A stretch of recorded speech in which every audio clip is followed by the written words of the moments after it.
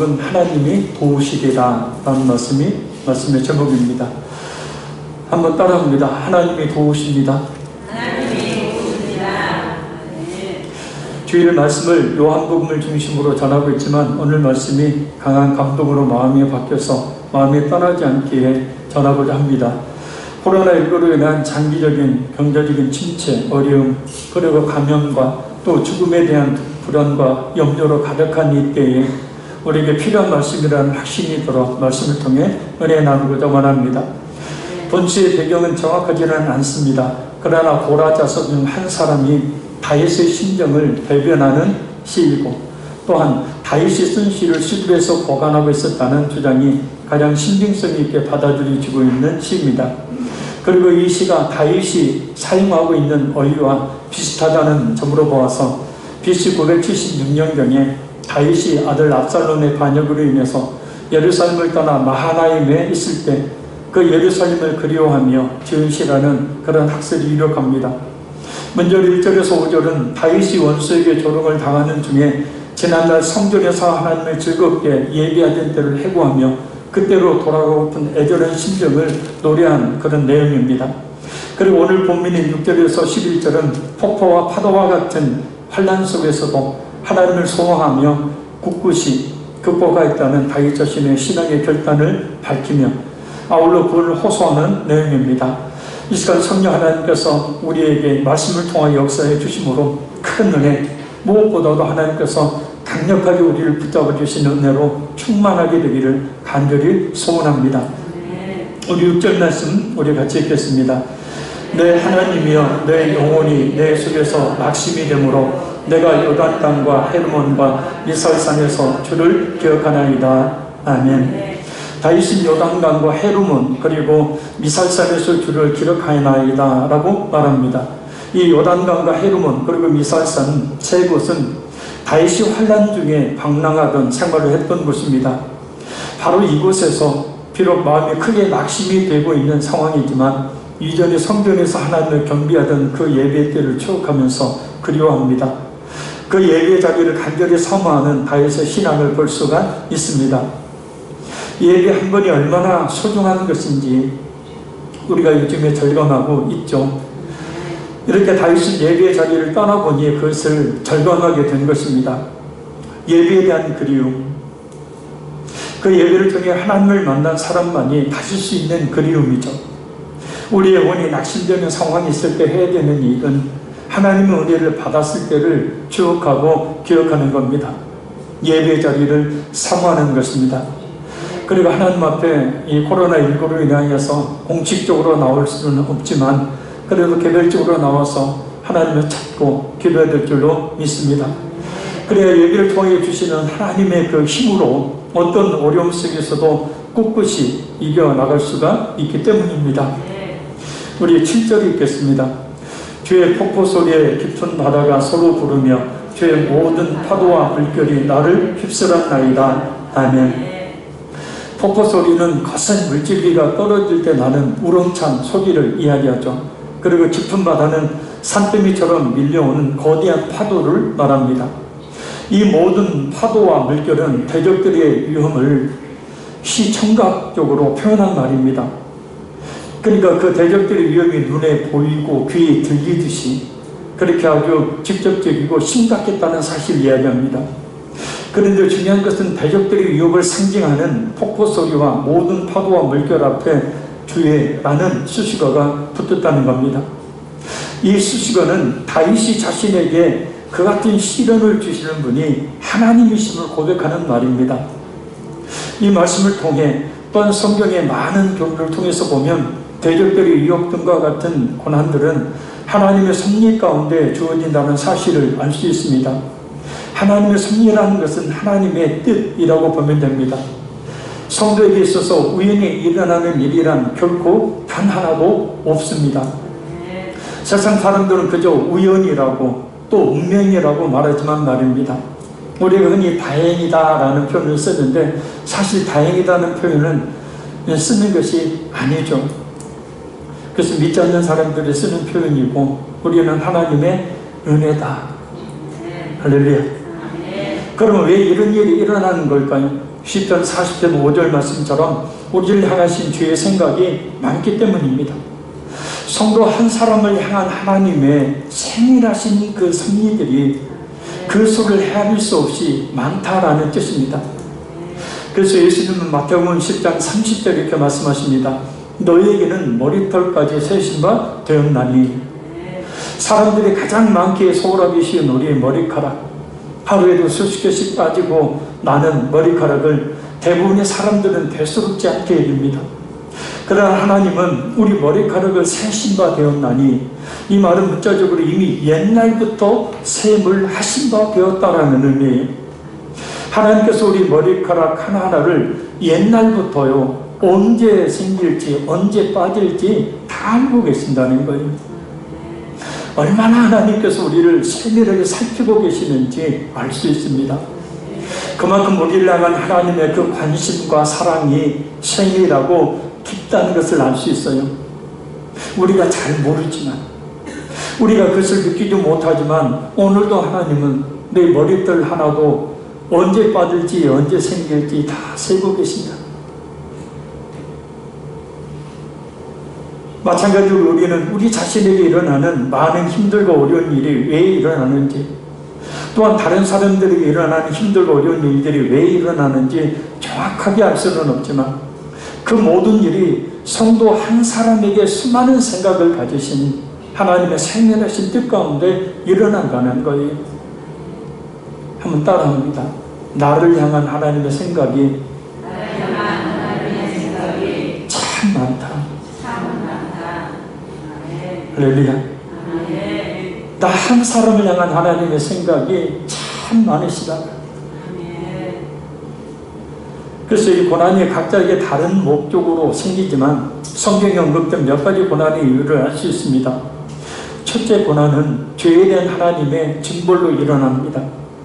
그러나 이때 하나님께서 주시는 고난의 목적은 징벌이 아닙니다. 깨닫고 돌이키도록 하시기 위함입니다. 그래, 어떤 고난이 있을 때 혹시 하나님께 범죄한 것은 없는지, 불순종하고 있는 것은 없는지를 깨닫고 회개해야 합니다. 그러면 고난이 그치게 돼요. 그러나 그렇게 깨닫지 못하게 되어지면 고난은 계속되게 되어집니다. 고난을 그저 모든 사람이 겪는 것을 나도 겪는 것이냐, 또한 피할 수 없는 어떤 운명이냐 생각하지 말고 깊이 깨닫고 돌이키는 은혜가 있기를 간절히 소원합니다.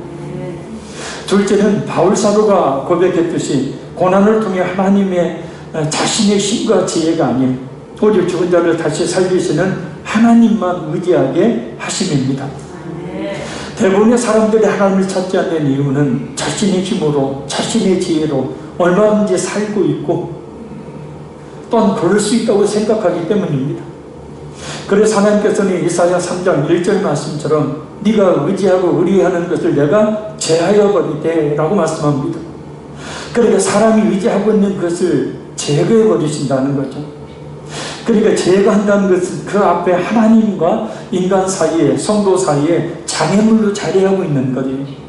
그 이후의 말씀을 보면 사람이 있고 군사력이 있고 물질이 있고 돕는 자들이 있고 많이 언급되어 있습니다.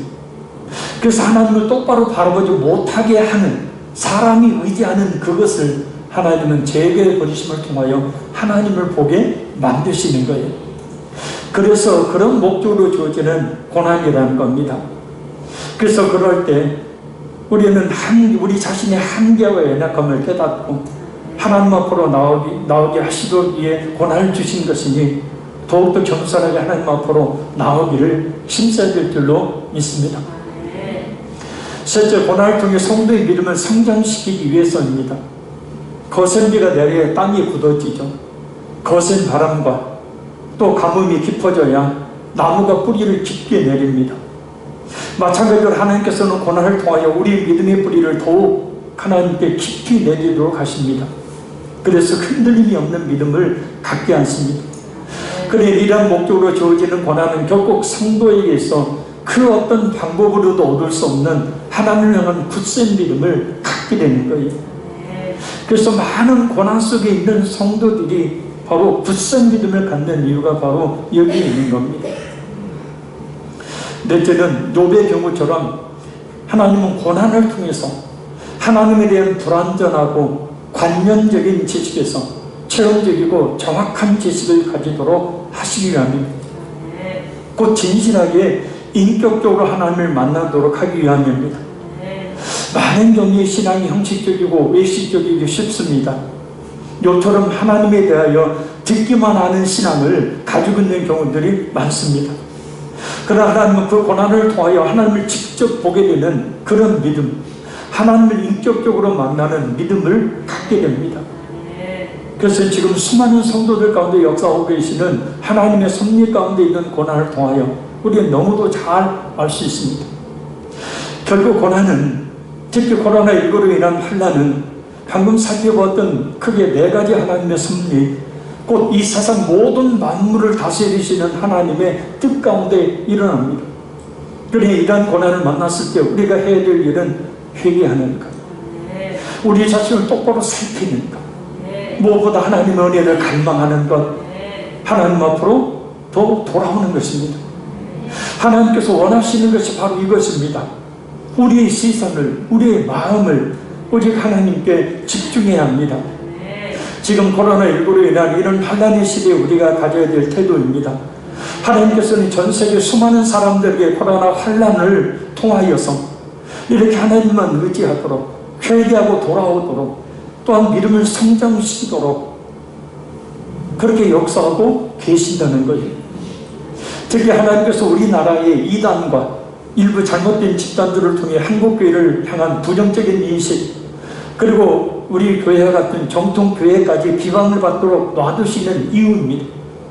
기독교에 대한 부정적인 인식과 비방이 난무하는 이때에 믿는 믿음이야말로 진정한 믿음이기 때문에 이런 때 교회와 믿음을 떠나지 않고 신앙의 끈을 견고하게 붙들고 있는 것이 진실한 신앙이기 때문입니다. 교회가 이러니까, 기독교가 이러니까 하고 신앙을 내려놓는다면, 믿음을 떠나버린다면 참 신앙이 아닌 것 아니겠습니까? 따라서 우리는 그 어느 때보다도 하나님 앞으로 나와야 하는 때에 살고 있음을 알고, 더욱더 하나님 앞에 공식적인 그런 예배 자리에는 저는 참석할 수 없지만 개별적으로 하나님께 나오기를 힘써야 합니다. 무엇보다 더욱 신앙의 끈을, 이 신앙의 끈을, 믿음의 끈을 바짝 조여 놓지 않도록 해야 합니다. 우리 8절 읽겠습니다. 낮에는 여호와께서 그의 인자하심을 베푸시고 밤에는 그의 찬송이 내게 있어 생명의 하나님께 기도하리로다. 아멘. 낮은 하나님께서 인자를 베푸셔서 다윗을 구원하시는 때를 말합니다. 그리고 밤은 아직 구원이 임하지 않는 환난의 때를 말합니다. 하나님께서 구원하시려 작정하시는 때에 하나님은 인자하심을 베푸셔서 구원하십니다. 그러나 구원의 때가 아닌 그저 환난 가운데 있을 때에는 하나님의 찬송을 주셔서 그 환난을 이기게 하신다는 거예요. 물론 이 찬송이 노래함을 말하지만은 않습니다. 찬송은 하나님의 은혜를 기리고 찬양함, 또한 그런 일을 이야기합니다. 그래서 하나님에 대한 확신, 하나님의 역사하심에 대한 확신을 가지고 기도하기에 하나님의 은혜를 내려주시기에 그 고난을 이기게 됨을 말하기 때문입니다. 하나님은 하나님의 구원의 때가 되면, 하나님 응답의 때가 되면 역사해 주십니다. 그리고 그런 때가 아직 아니더라도 그 환난 속에서 이겨낼 수 있는 힘을 주십니다. 은혜를 주십니다. 따라서 우리 성도는 환난 속에서 하나님의 은혜를 가장 크고 깊게 체험할 수가 있게 되는 거죠. 어린아이가 부모의 사랑을 깨달을 수 있는 때는 아팠을 때가 아마 가장 깊이 깨달을 때이죠. 평상시에는 부모가 나를 별로 사랑하는 것 같지 않다 하더라도 아플 때 보면 알죠. 그 아플 때 보면 부모는 그 아이를 끌어안고 눈물을 흘리고 기도하고 병원을 쫓아다니고 있는 방법 없는 방법 다 동원해서 아이를 낳기 위해서 힘을 쓰고 그 아이의 곁을 결코 떠나지 않습니다. 그런데 눈물로 자기 자신을 지키고 있는 부모의 모습을 보면서 비로소 아이는 부모의 그 자신당한 사랑을 깨닫죠. 그래서 그 병에 걸린 아이가 부모의 깊은 사랑을 깨닫듯이 성도에게 주어진 그 환난 속에서 우리는 하나님의 그 은혜가 어떤 것인지를 깊고 깊고 크게 체험하게 되는 겁니다. 그래서 환난 속에서 성도는 오직 하나님만 의지하고 하나님만을 바라보게 되는 그런 모습으로 보이게 되어집니다. 그런 은혜가 있으시길 바랍니다. 자, 우리 9절 읽겠습니다. 내 반석이신 하나님께 말하기를 어찌하여 나를 잊으셨나이까? 내가 어찌하여 원수의 악죄로 말미암아 슬프게 다니나이까 하리로다. 아멘. 다윗의 이 고백은 탄식이 아닙니다. 하나님께서 다윗 자신을 잊으신 것이 아니라 하나님께서 원수의 악죄들로부터 다윗을 슬프게만 다니게 하신다는 말이 아닙니다. 역설적인 말입니다. 구원에 대한 강한 호소를 의미합니다. 그것은 하나님을 반석이라고 표현하는 것을 보면 알 수 있습니다. 이 반석은 견고함, 안전함이라는 것을 의미합니다. 곧 하나님의 절대적인 보호하심과 신실하심에 대한 비유적인 표현이에요. 그래서 메텔리 박사의 말대로 반석과 같은 하나님을 믿음으로 구원을 확신하노라 라는 뜻이 됩니다. 어찌하여 원수의 악죄로 말미암아 슬프게 다니나이까? 표면적으로 보면 오랜 고난으로 인해서 이 다윗이 큰 슬픔에 빠져 있는 상황임을 알 수 있습니다. 또한 어찌하여 나를 잃으셨나이까? 마치 하나님께서 잃으신 것처럼 다윗을 그 고난 속에 두시고 고난 속에서 건져주시지 않는 것을 생각할 수 있습니다. 그러나 하나님께서 잊으셨다는 말이 아닙니다. 오히려 부모가 아픈 자식을 다른 아프지 않는 자식보다도 더 신경을 쓰듯이 하나님께서는 결코 잊지 아니하시고 역사하실 것이라는 사실을 역설적으로 표현한 고백이 하나님은 결코 우리를 잊으시는 분이 아니십니다. 한번 따라합니다. 하나님은 결코 나를 잊지 아니하신다. 이사야 49장 16절 말씀입니다. 내가 너를 내 손바닥에 새겼고 너의 성벽이 항상 내 앞에 있나니. 아멘. 내가 너를 내 손바닥에 새겼고 그래요. 그러니까 손바닥은 항상 사람들이 보는 것 아닙니까? 근데 하나님께서 손바닥에 우리를 새겼다는 것은 하나님이 항상 보고 계신다는 거예요. 할렐루야. 따라서 하나님은 결코 우리를 향한 환난과 고통 속에서만 두시는 분이 아니십니다. 하나님은 하나님을 절대적으로 신뢰하는 우리를 결국 안전하게 견고하게 세워주시는 분임을 우리가 믿어야 합니다. 이사야 43장 1절 2절 말씀입니다. 야곱아 너를 창조하신 여호와께서 지금 말씀하시느니라. 이스라엘아 너를 지으시니까 말씀하시느니라. 너는 두려워하지 말라. 내가 너를 구속하였고 내가 너를 진영하여 불렀나니 너는 내 것이라. 네가 물 가운데 지날 때에 내가 너와 함께 할 것이라. 강을 건널 때에 내가 너를 짓물지 못하게 할 것이며 네가 불 가운데 지날 때에 타지도 아니할 것이요 불꽃이 너를 사르지도 못하리니. 이 불과 물은 가장 큰 해를 입히는 것 아닙니까? 그런 큰 환난 속에서도 하나님은 결코 그 성도를 지키시고 보호하신다는 언약의 약속의 말씀입니다. 그래서 이런 때에 이 약속의 말씀을 굳게 우리가 믿어야 될 줄로 믿습니다. 믿을 때에 확신을 가지게 되는 거예요. 하나님의 구원에 대한 하나님의 역사하시는 확신을 갖게 되는 겁니다. 그래야 이 세상을 우리가 이기며 승리하는 삶을 살 수가 있게 되는 거예요. 하나님에 대한 확신이 없으면 우리는 이 어려운 세상을 살아갈 수가 없기 때문입니다. 근데 이때 꼭 주의해야 될 것이 하나 있습니다. 자, 우리 10절 말씀에 내 뼈를 찌르는 칼같이 내 대적이 나를 비방하여 늘 내게 말하기를 내 하나님이 어디 있느냐 하도다. 아멘. 내 뼈를 찌르는 칼같이. 이 말은 바로 뒤에 나오는 대적들의 비방, 그 비방이 뭐냐면 내 하나님이 어디 있느냐라는 겁니다. 네게 하나님이 있다면 왜 너를 돕지 않느냐는 이 말이 다윗의 가슴에 비수를 꽂듯이 꽂힌 말이 되었다는 거예요. 그 말에 깊은 상처가 된 것입니다. 비방이라는 말은 남을 헐뜯어 말함을 이야기하죠. 좀 더 풀어서 이야기하면 남의 잘못되거나 모자란 점을 잡아 나쁘게 말함을 이야기합니다. 그러니까 남의 잘못이나 모자란 점을 나쁘게 말할 때 그 당사자에게는 가슴에 비수를 꽂는 일이 된다는 뜻이에요. 깊은 상처를 남기게 됨을 말합니다. 둘만 이야기하니까 모를 것 같죠? 아니에요. 우리나라 속담에 낱말은 누가 들어요? 쥐예요, 새예요? 새가 듣고 반말은 쥐가 들어요. 제3자가 분명히 있어요. 둘 중에 하나가 반드시 이야기합니다. 오죽하면 다윗이 내 뼈를 찌르는 칼 같다라고 말했을까요? 저도 칼을 몇 번 찔러봤는데 칼로 살을 찔리면 아프죠. 근데 찔려가 손가락이 안 펴려진다. 뼈를 찔렸어요. 뼈를 찔리면요 얼마나 고통스럽겠습니까? 차라리 칼로 찌르는 것이 낫지 말로 다른 사람이 잘못되거나 모자란 점을 꾹투기 잡고 나쁘게 말하는 것은 칼로 그 사람을 찌르는 것보다 더 큰 고통을 주는 아주 못된 짓이다라는 거예요.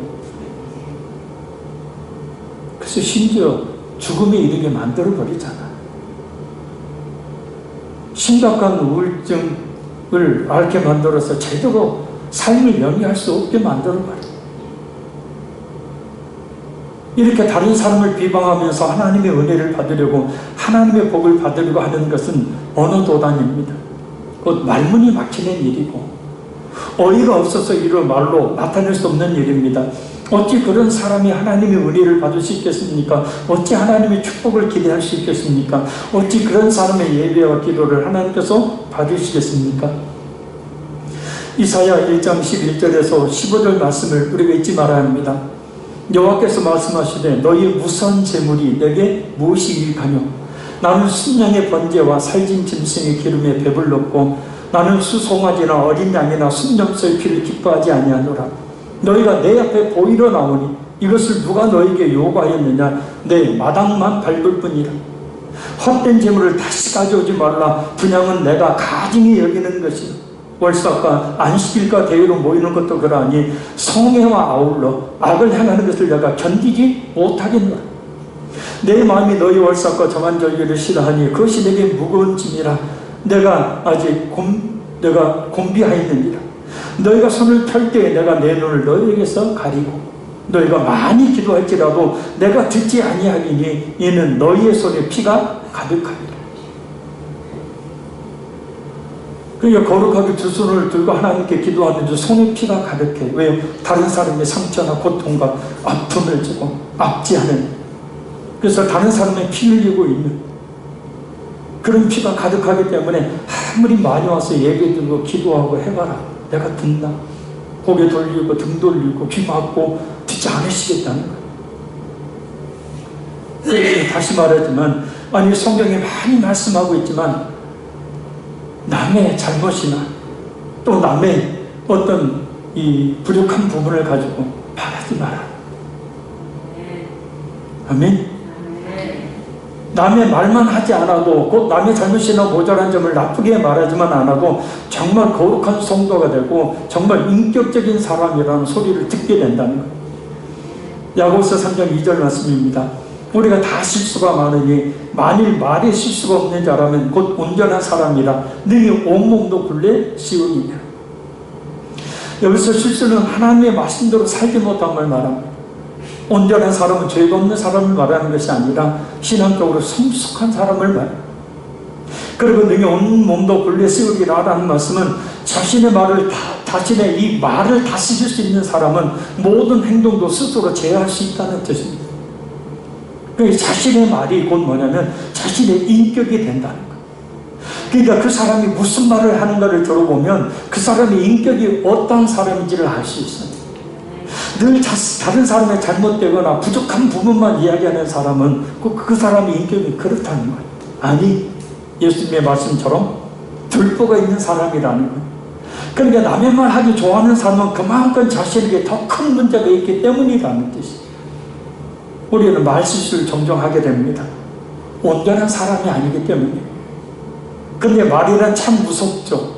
왜냐하면 한마디 말로 다른 사람에게 그 깊은, 칼로 뼈를 찌르는 것 같은 깊은 상처를 주고 심지어 죽음에 이르게 만들어버리고 한 사람의 인생을 평생 망쳐버리는 결과를 낳을 수도 있기 때문에.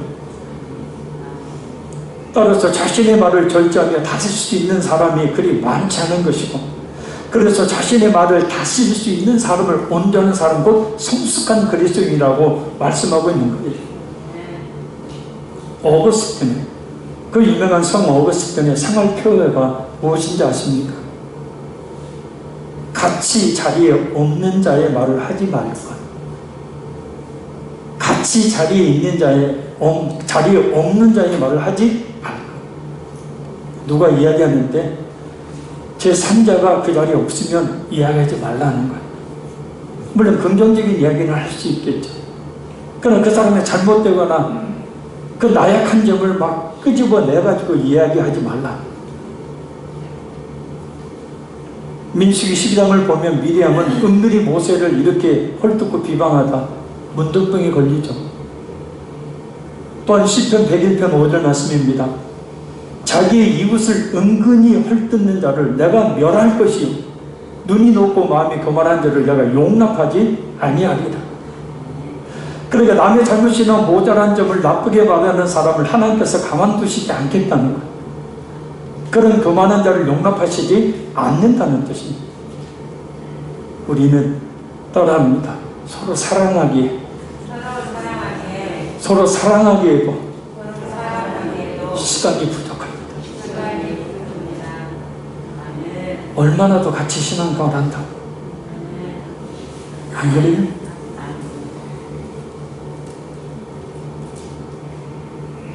독일의 작가이자 철학자이며 과학자였던 요한 볼프강 폰 괴테의 집에는 항상 이 정치가, 문학가, 군인, 실업가 등 괴테의 문학을 살아가는 사람들이 모여서 담화를 나누곤 했다고 합니다.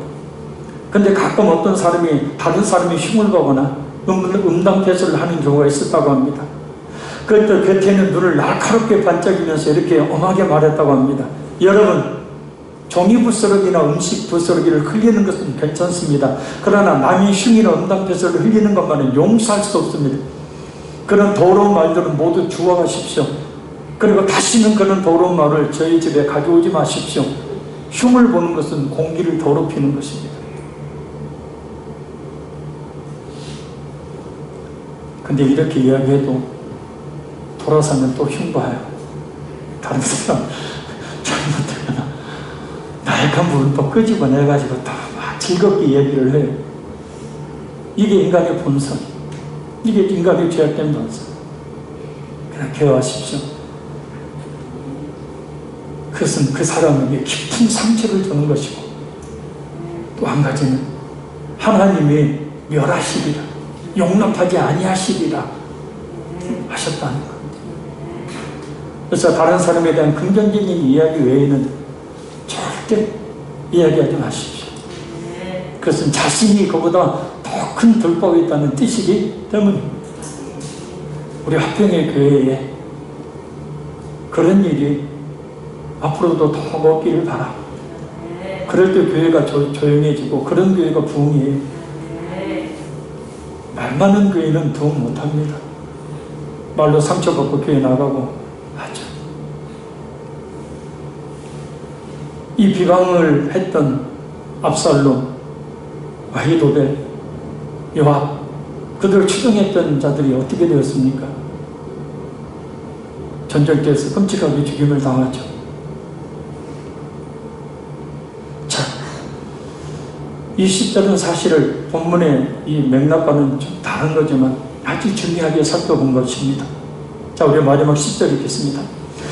내 영혼아, 내가 어찌하여 낙심하며 어찌하여 내 속에서 불안해하는가? 너는 하나님께 소망을 두라. 나는 그가 나타나 도우심으로 말미암아 내 하나님을 여전히 찬송하리로다.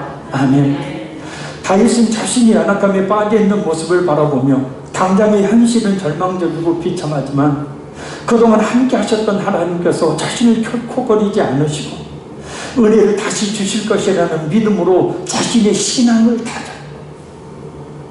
마찬가지로 우리는 확실히 이러한 절망과 좌절의 수렁 속에 있다 하더라도 하나님의 그 은혜와 구원에 관한 믿음을 가져야 합니다. 바로 우리 안에서 우리에게 이러한 믿음의 작용을 일으켜주시는 성령님의 역사하심으로 말이야. 이 시간 우리 자신에게 한번 외치기 원합니다. 우리 오른손 가슴에 한번 자신에게 이렇게 말합니다. 낭망하지 마. 낭망하지 마. 불안해하지 마. 불안해하지 마. 하나님께 소망을 둬. 하나님께 소망을 두어 하나님께 나타나 도우심으로 하나님을 찬송하게 될 거예요. 하나님께서 나타나 도우심으로 하나님께 나타나 주심으로 하나님을 찬송하게 될 거예요. 하나님을 찬송하게 될 거야. 분명 하나님께서 이렇게 역사할 것이니 이렇게 우리는 우리 자신의 영혼을 신앙을 다져야 해요. 네. 아멘. 네. 그래서 이렇게 힘들고 어려운 때에 힘을 내고 용기를 내야 합니다. 네. 분명 하나님께서 네. 역사해 주신 모든 할 일이 끝나는 그날이 반드시 올 것이기 때문에 네. 말씀 맺습니다. 고난의 이유는 죄에 대한 하나님의 징벌로 회개하도록, 또한 자신의 힘과 지혜를 의지하지 말고 오직 죽은 자를 다시 살리시는 하나님만 의지하고, 그리고 고난을 통해 성도의 믿음을 성장시키기 위해, 고난을 통해 하나님을 진실하게 만나도록 하기 위해 하나님의 뜻 가운데 일어납니다. 그러니 이런 고난을 만났을 때 우리가 해야 될 일은 회개하는 것, 우리 자신을 똑바로 살펴보는 것, 무엇보다 그 하나님의 은혜를 갈망하는 것, 하나님 앞으로 돌아오는 것입니다. 하나님은 하나님의 구원의 때가 되면, 하나님의 응답의 때가 되면 반드시 응답해 주십니다. 그리고 설사 그러한 때가 아직 임하지 않는 상황이라 할지라도 이겨낼 수 있는 힘을, 그 찬송을 주셔요. 그 하나님의 은혜가 임하지 못하게 만드는 비방, 남의 잘못이나 모자란 점을 나쁘게 말할 때 당사자에게는 가슴에 비수를 꽂는 깊은 상처를 남기게 되니, 그러니 절대 남의 잘못이나 모자란 점을 사로잡아 나쁘게 말하지 마십시오. 일절 다른 사람 이야기하지 마십시오. 내 얘기만 하기에도, 내 자신을 살펴보면 하기에도 시간이 부족합니다. 그러면 정말 거룩한 성도, 정말 인격적인 성도가 됩니다. 무엇보다 하나님께서 다른 삶을 헐뜯는 자, 흉을 보는 자를 멸하시겠다, 가만두지 않겠다라고 말씀을 하셨어요. 물론 문자적으로 이루어지지 않습니다. 문자적으로 이루어졌다면 아마 이 자리에서 살아있을 사람 한 사람도 없을 거예요. 우리는 아무리 큰 어려움 속에 있더라도 하나님의 그 은혜와 구원에 대한 믿음을 갖고 우리 자신의 신앙을 다시 한번 새롭게 다지기를 바랍니다. 낭망하지 마라. 불안해하지 마라.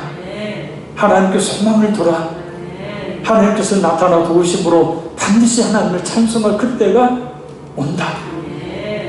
이렇게 함으로 우리는 우리 자신의 영혼을 다잡고 힘과 용기를 내어서 담대하게 이 세상을 살아갈 수 있기를 바랍니다.